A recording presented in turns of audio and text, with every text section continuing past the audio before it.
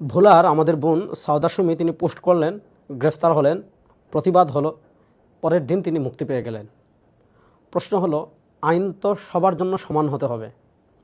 তিনি পোস্ট করেছেন, তার পোস্টের যৌক্তিক কারণ বা সেই আলোচনায় আমি যাচ্ছি না। তাকে গ্রেফতার করা হলো, প্রতিবাদের কারণে পরের দিনই তাকে মুক্তি দেওয়া হয়েছে। তার মুক্তির পক্ষে আমরাও ছিলাম, যে অন্তত মানুষের এতটুকু বাকস্বাধীনতা থাকা দরকার, এতটুকু অধিকার একটা স্বাধীন রাষ্ট্রে মানুষের থাকা দরকার।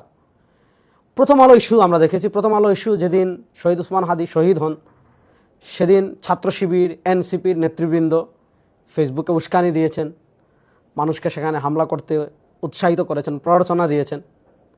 এরপর দেখা গেল নিরীহ কিছু আলেমদেরকে গ্রেফতার করা হয়েছে। তাদের ভিতর অন্যতম হলো আমাদের বন্ধুবর মুফতি আইনুল হক কাসিমি। তিনি একজন আন্তর্জাতিক মানের আলেম এবং তার তাহকিককৃত লিখিত বই পৃথিবীর বিভিন্ন দেশের অভিজাত প্রকাশনী থেকে প্রকাশিত হয়েছে। আজকে 4 মাস। তিনি সেদিন যখন প্রথম আলো অফিসে হামলা করা হয়, তখন তিনি মাদ্রাসায় দর্শে ছিলেন। তিনি সেখানে ছিলেনও না।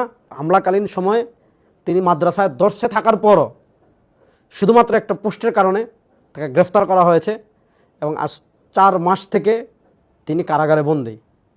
মুফতি আইনুল হক কাসিমি সহ নিরীহ যত আলেম আছেন, যাদেরকে বিনা কারণে কারাগারে রাখা হয়েছে, সাউদা সুমি যদি একদিনে মুক্তি পান, তাহলে আমরা তাদেরও নিঃশর্ত মুক্তি চাচ্ছি সরকারের কাছে।